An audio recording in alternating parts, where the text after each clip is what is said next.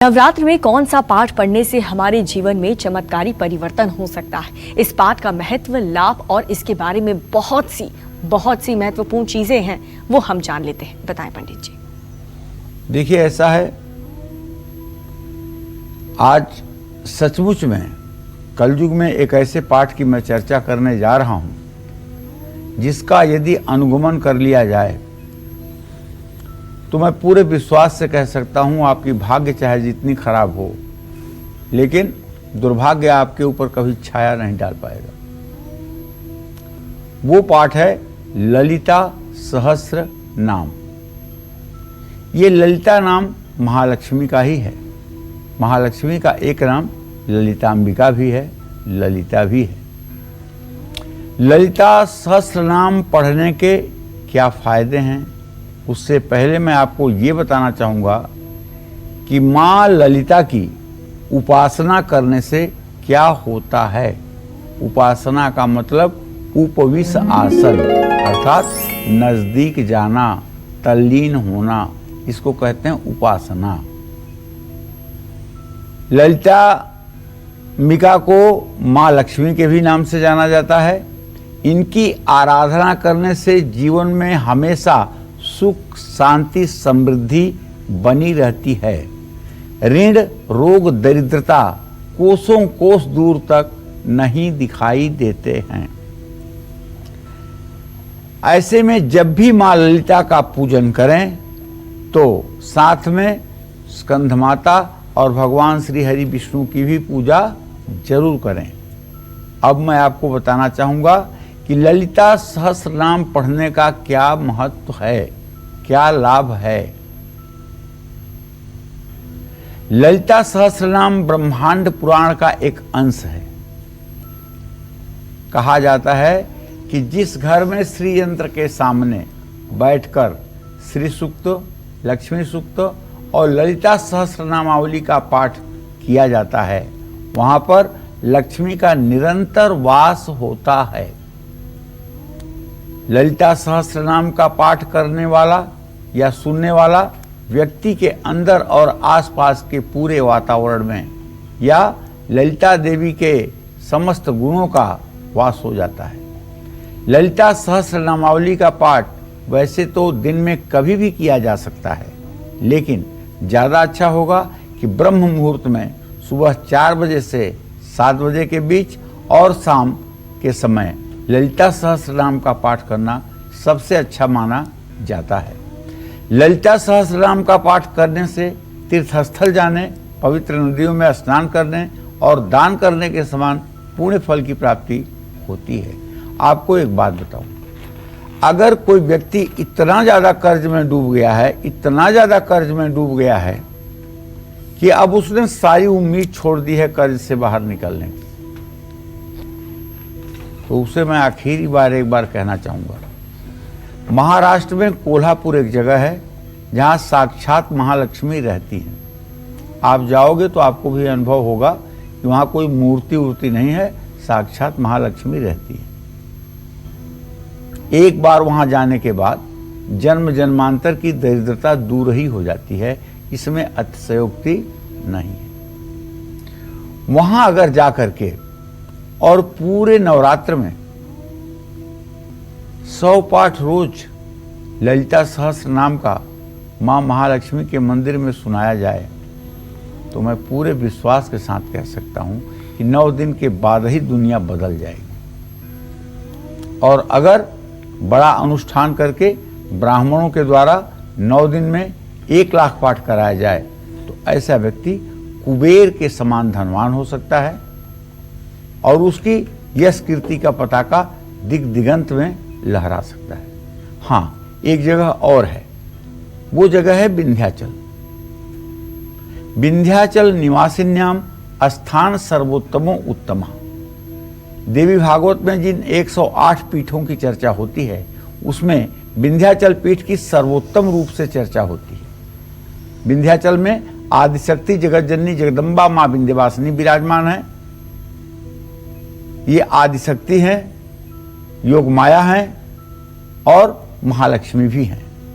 ऐसे में विंध्य क्षेत्र में ललिता सहस्रनाम का पाठ करने से, माता की प्रतिमा के सामने खड़े होकर ललिता सहस्रनाम का पाठ बोलने से, ललिता सहस्रनाम के मंत्रों से कमल का फूल या फिर गुलाब के फूल की पंखुड़ियाँ, कमल गट्टे के दाने, रोली और चावल पैरों में अर्पित करने से हर प्रकार की असंभव से असंभव मनोकामना भी पूरी होती है।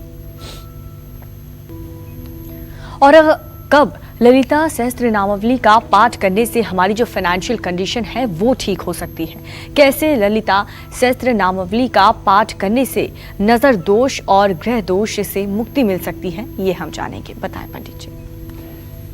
देखिए, ललिता सहस्त्र नामावली का पाठ तो ऐसा है कि वैसे नियम तो है, जिससे मैंने पहले बताया कि ब्रह्म मुहूर्त और सायंकाल किया जाए, लेकिन जो लोग जगत जननी जगदम्बा श्री महाविद्या के उपासक हैं, वो ललिता सहस्त्र नामावली का पाठ अपने हर सांस पर करते रहते हैं। 21,600 श्वास 24 घंटे में मनुष्य की चलती है और वो अपने हर श्वास पर ललिता सहस्त्र नामावली का पाठ करते हैं। और ये वही लोग हैं जो आज भी एक मुट्ठी काजू से 100 लोगों का पेट भर सकते हैं। इनका हाथ जहां लग जाए वहां वो पात्र खाली ही नहीं हो सकता है।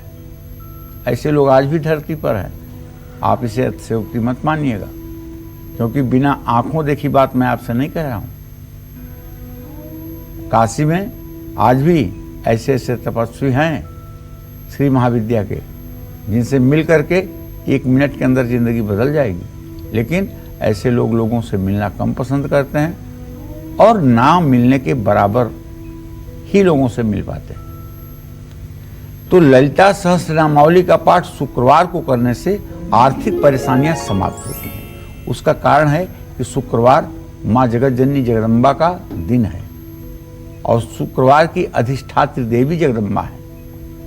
व्यक्ति को जीवन की मूलभूत जरूरतों के लिए परेशान नहीं होना पड़ता है।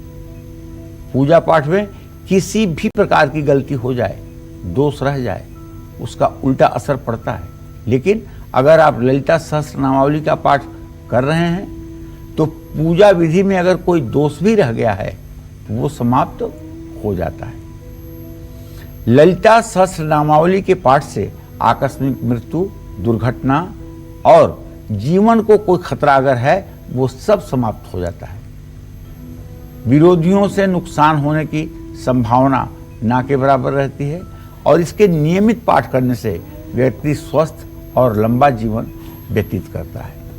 सहस्त्र नामावली अर्चन के लिए उपयोग की गई विभूति रोगों में मस्तक पर लगाने से रोग से मुक्ति मिलती है। और सहस्त्र नामावली का पाठ करते समय अपने सामने एक तांबे के पात्र में जल भर करके रखें और जब पाठ समाप्त हो जाए तो इस पानी को फूल से अपने माथे पर छिड़कें।